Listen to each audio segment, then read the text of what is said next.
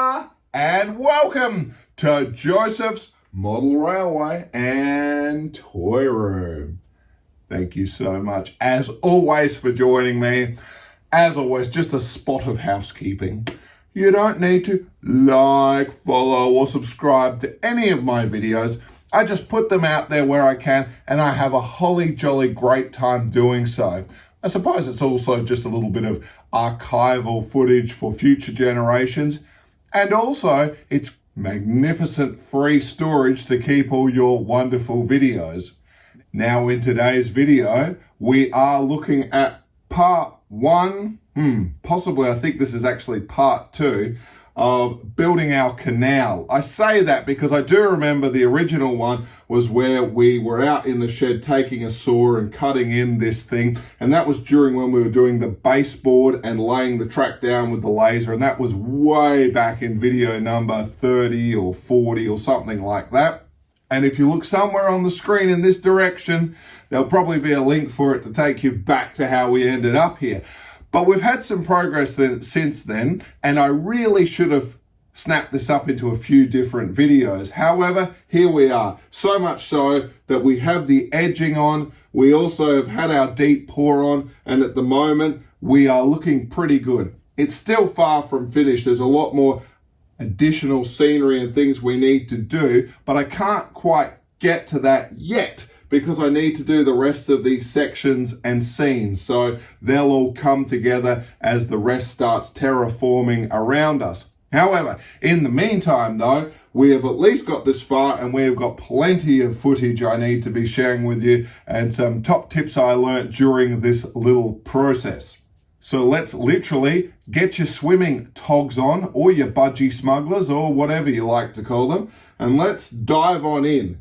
Maybe not into this particular canal. It doesn't look quite the cleanest. Actually, it's not as bad as it probably looks, because the way it's going to work is it would be the scene that we can't see if the layout kept going would probably open up to a little tiny sort of causeway or something that makes its way out and heads out to the deeper water, which, as you will recall from this previous video, we discussed this magnificent vessel that we created that I wanted to sit in the canal. And while it will still sit in the canal, it's a little bit big for it and looks a little out of proportion. And yes, do pay special attention to the chap looking through the binoculars, because when he's sitting there in the water, he is looking straight at the walls of that section of the canal. So howdy doody. But it's okay, and the great thing is you can pick it up, because I absolutely love this model, and you can pick it up and show someone and they can have a look at the detail that was explicitly put into it. But I digress. Let's jump on in and see what we've managed to create here in this particular scene. So as you will recall, we did just put a little bit of a white silicone through here and a lick of paint, and it's absolutely sealed up, not going anywhere. Wizard Grey is the shade of paint that I find the best I'm going to use to create what would be the roadbed for this industrial section for the refueling and what have you. So I came in and just literally slapped the paint down. And obviously we did elevate it slightly using some of the roadbed system, and of course to get the tracks buried. Then of course, as you can swing around, what we did is just paint on a little bit of a PVA glue, and then I've just dusted some of the Woodland Scenics roadbed dirt that is obviously used. So it's just been laid. We need to come along now and just vacuum up the loose stuff, so to speak. And then what we're going to do is just take some of the pastels, our greys, and a bit of black on where we want it, and just darken it up slightly so we've got that appearance. We're still going to need to come through and get this section ballasted. I did take our first coat of our swamp green paint just to lay at the bottom of the canal here. We're going to go back over with a second coat at the moment, and that's pretty much how it's progressing at the moment. We want to obviously get more of this happening. I've run out, that's why we've stopped. We want to get this running along all the edges of our canal. because I do want that sort of done up. What's going to happen here, I don't know. Here's going to sort of be a bit of a maintenance area, shed or something like that. But as a result, we do want to at least get these edges done, because then whatever happens on the other side, it doesn't really matter. But I want to make sure these are married up nicely. We obviously want to get that pour happening as well for this, so we're going to carry on. But this particular section I'm just going to do in slabs, and I can just continue to carry on at the moment. Of course, really the next step will be ballasting. So as we just swing the camera around a little more, there's going to be a signal box somewhere here, and then we'll just work our way through. But we do want to obviously carry on with this ballasting and ensure everything is going down smoothly. But I think, as you saw in the rest of it, I usually lay down a brown paint. We're going to go with a grey here, a few bits of industrial area. Again, it's all going to end up getting covered anyway, but I think this just will break it up for the industrial area where there may be some bits of exposed concrete, as we will probably see around the fuel depot with the tanks and things like that. So before we commence getting organised to get the pour of water into our canal scene, there's a bit we need to do. First of all, don't panic if you've still got landscaping and stuff to do at the top. When the stuff dries, it really is just almost, it's just this nice solid finish, and anything will easily brush off. But before we need to get started, before we start the next step, we're just going to give it a quick vacuum to make sure we've got all the loose stuff out.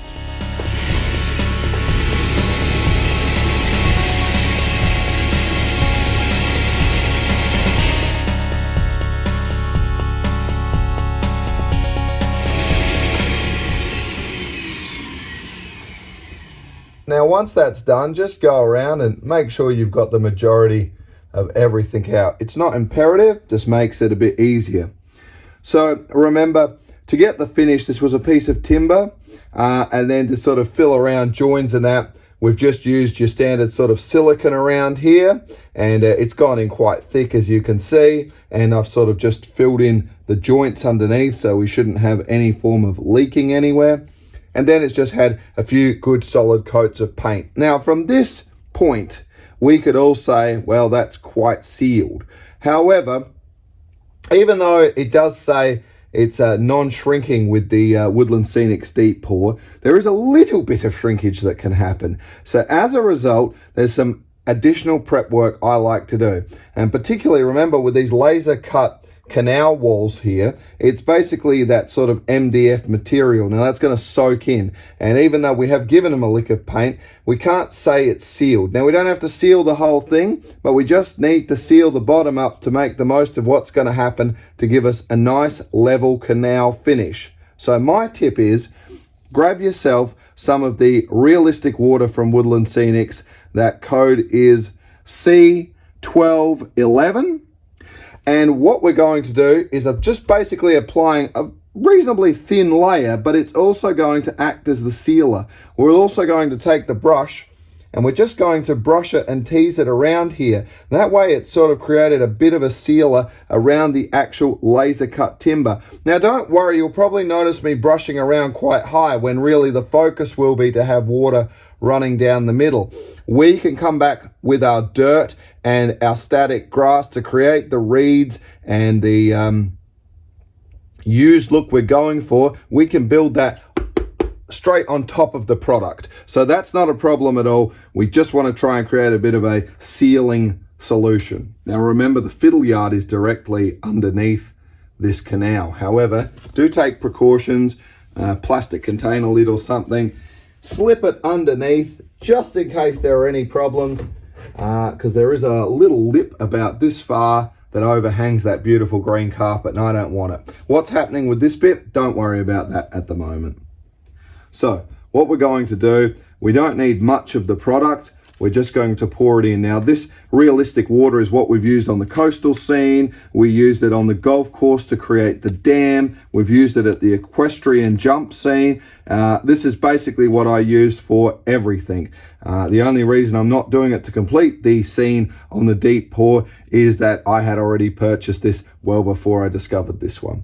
But let's just get this poured in. Being a liquid, of course, it's going to find its own way home.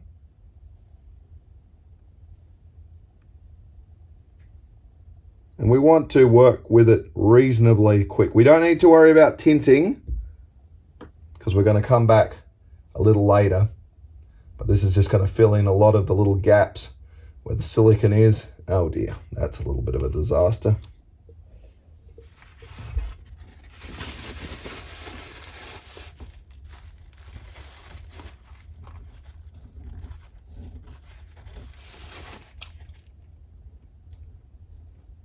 Don't panic too much. We'll put powder on that later. It won't really be the end of the world. Now we're really starting to look quite good here.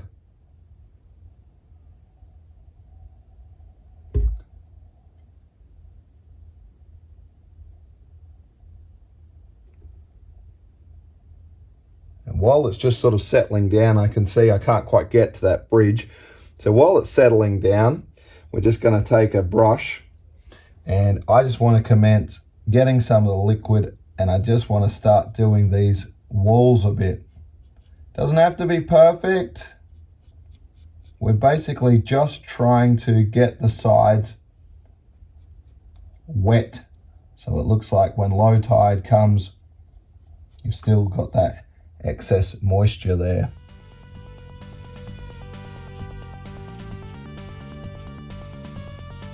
Now some of you would be a bit particular, saying we need to get it straight to match a water line. Because of the angle and where we're seeing this, that isn't really a key concern for me, but absolutely, if that's something that you're doing, just make sure you're going to the height you expect the pour to end up being, albeit maybe just a little higher.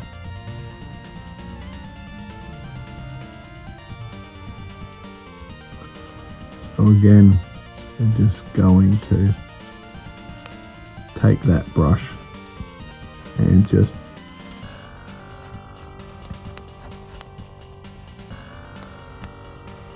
if there's a bit on the ladders, do try and work that out the best you can. It's tough for me knowing where the height of this is going to go, but you can always add a bit more as you carry on. Seems like this could be for some a bit of an unnecessary step based on my experiences with this product. I think it's well worthy investment to spend some time doing this. You can of course come back and touch those bits up later, but this really does ensure I've got a good seal going on when we do the additional pour, because I've noticed this can tend to shrink back. This can shrink back in a little bit over time and you end up with what looks like a little bit of a pool. So just giving it a further bit of sealing is a great thing. And as you may be able to see, just looking down where our bridge is a small section just there that we're just waiting on the liquid to touch. And just tease it out where you need a bit of moisture, and we can correct this a little later on. So, where from here? Well, we're going to let this dry. It's generally dry in about 24-48 hours. Again, I made mention about some shrinkage. So in my application, we're going to let this dry for about 3 to 4 weeks minimum. I've got enough projects to keep me busy until then. So what we do is, just for that first 24 hours, do make sure you've got it covered so nothing's really falling on it. Again, that's not so essential for what we're doing at the moment because we're going to come in with the final pour. But for the minute, we just leave this the way it is and we'll come back to this later. So here we are where you can see I've just dusted a little more of that road base on, and I started using some pastels to create a bit of texture. This is not the final product at the moment, but it's starting to build up a nice kind of thing. We even dropped a bit of oil there to try and see how that's going to simulate that section, the petroleum depot. So waiting for our realistic water to start drying.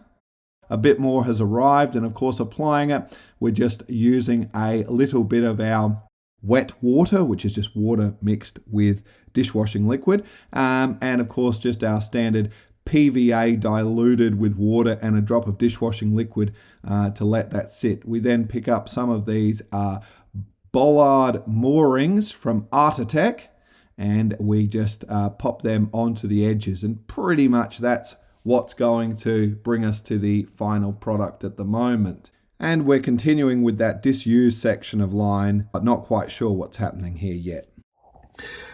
You can see I've just dabbed some glue and put our shopping trolleys down into that canal, and we are ready. Once that's dried, we'll give them a week or so. We will commence with our deep pour.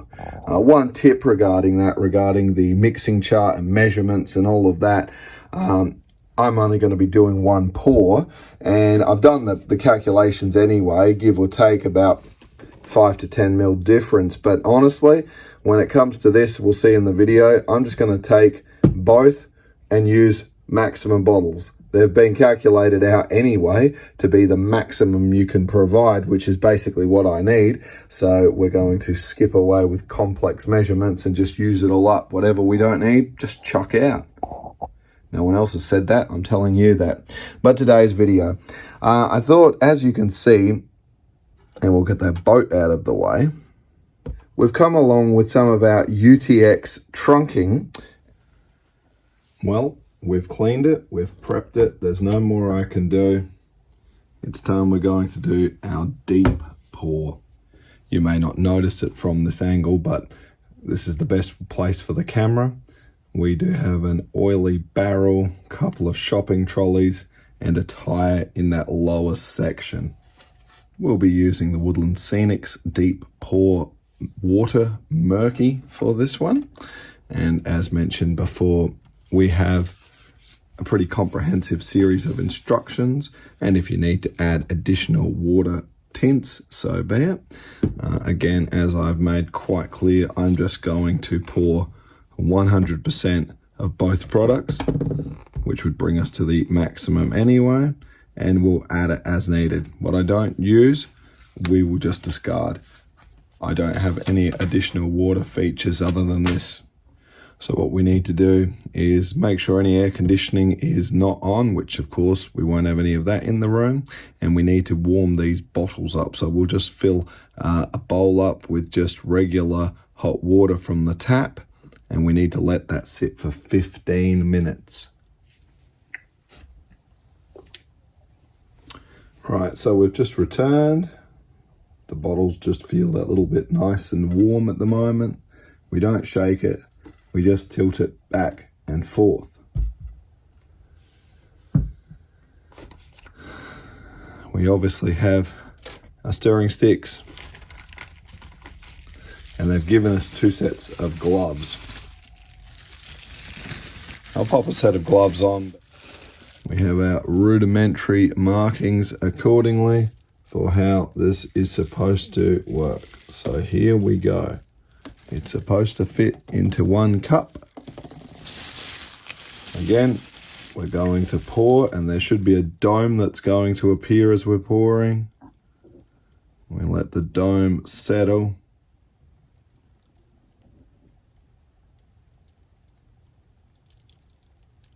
And again, I'm just going with the whole bottle in.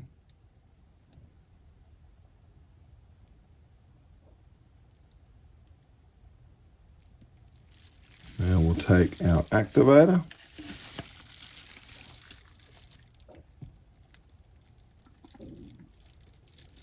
And here we go. And you should see a bit of a separation happen now, and that's fine. A top tip they make mention of in their video is that we need to stir this for 5 to 10 minutes. Well, I'm going to go for 10 minutes, but what they also recommend, also to people using tints, but to avoid any excess film,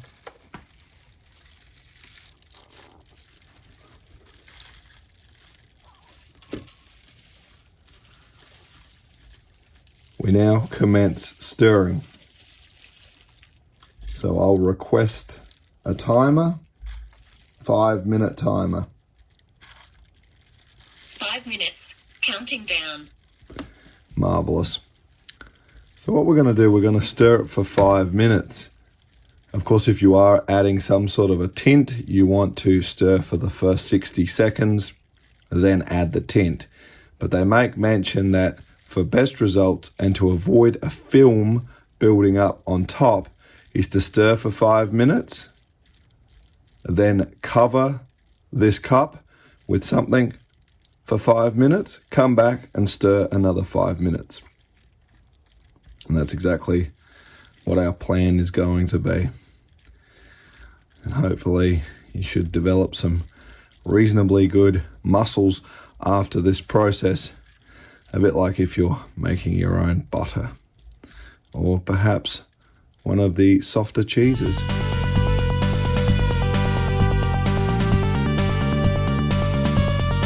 Well, that's halfway now for the first of 2 stirs.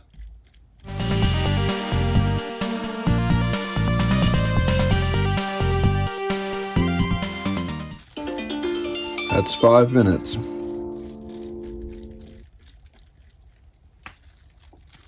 So we're going to cover it and we're going to wait 5 minutes.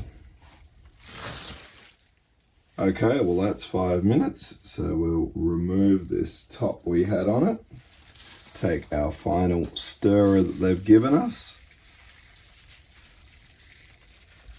And we're going for 5 more minutes. And then we will pour. I'm in a position where I'm not in a basement, an attic, or a loft. So the ambient air temperature in this room is generally about 24.5 degrees Celsius, and it's completely sealed. So there's no natural draft or breezes, and the fluctuation in temperature over a 24-hour period would be less than 0.5 of a degree. While it sounds like the ideal room to get any of these projects done, and I don't need to worry about tracks expanding and things like other people need to do who are more exposed to the elements, I can't help but feel it still comes with its own challenges. Still, gotta love what you do.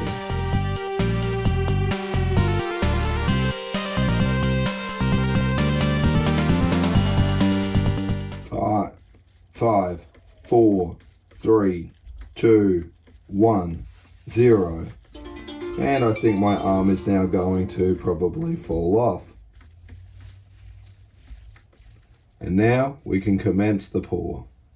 Now this is self-leveling, so we'll probably come in here and pour from here.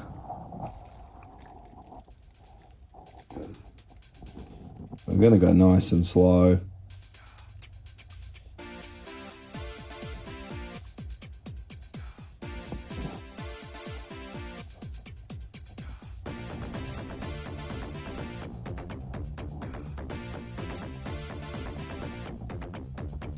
The cup is exceptionally warm. Maybe that's part of the reaction. But it feels like it's boiling water at the moment.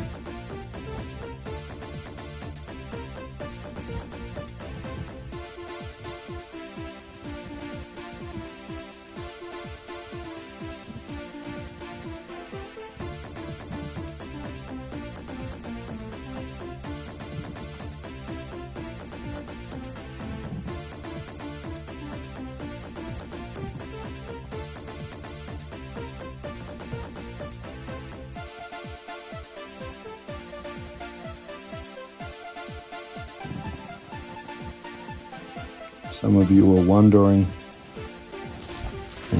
why you couldn't see. I've just realised my shirt was in that shot. I apologise. This is hot. I'm surprised the cup isn't melting.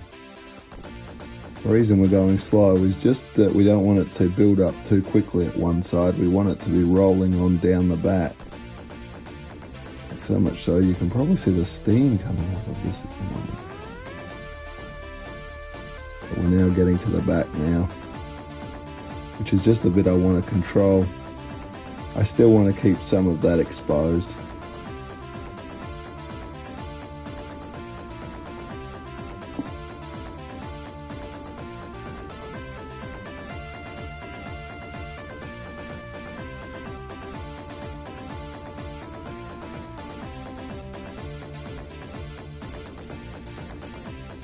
And that's it.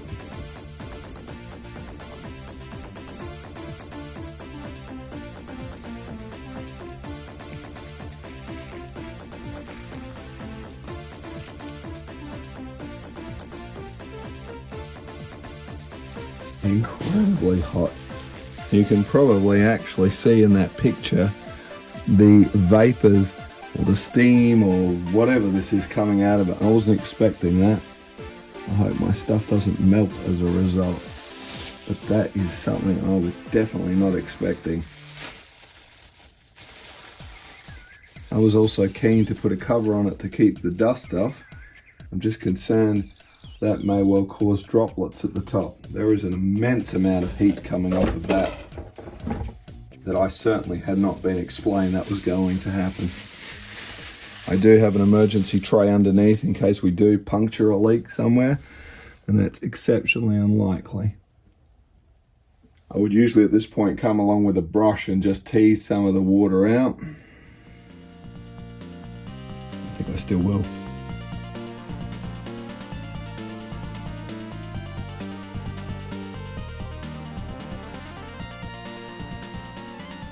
I think with that kind of heat that it's still coming off of it at the moment, I think the best thing to do for this is to simply shut the door and walk away and just hope the house doesn't catch on fire. We don't have as much steam or smoke or vapor coming off of that as we did, so I will leave this covered and we'll walk away for a couple of days. I will say that the smell is absolutely unbelievable, although that can be expected in such a product. Let's see what happens on the other side. Well, that's 48 hours. In fact, more than that, nearly 3 days. And I don't think it looks all too bad.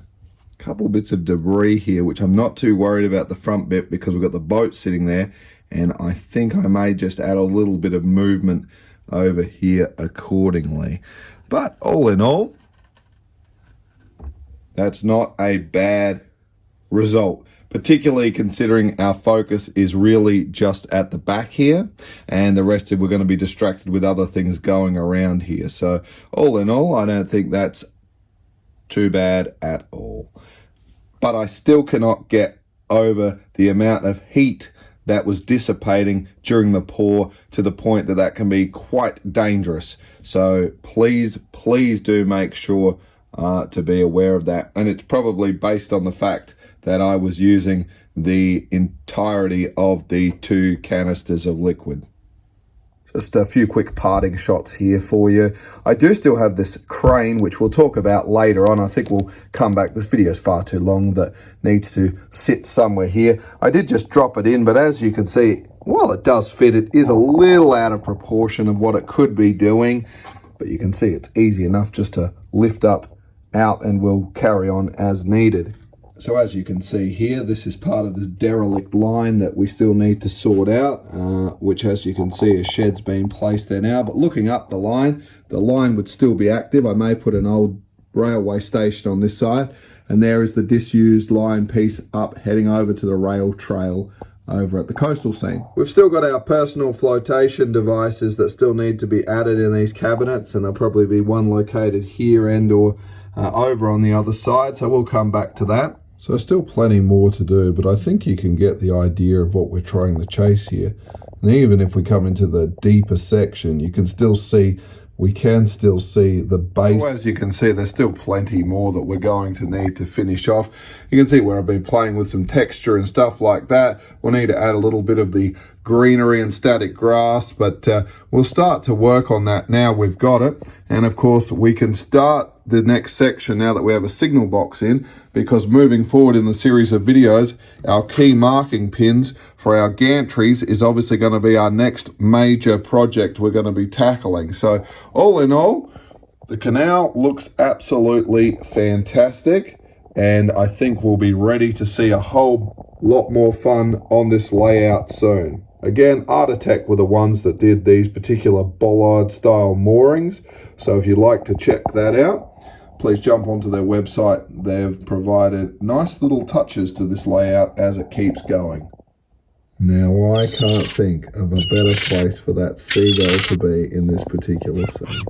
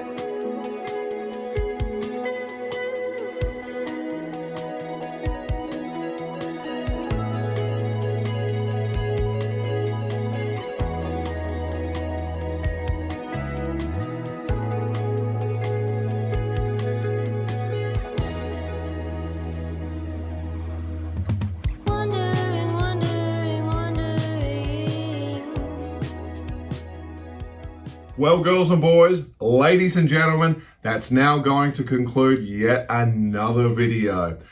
Thank you so much as always for joining me in this one. And as I always say, please do stay safe and I'll look forward to seeing you in the next one. Toodles!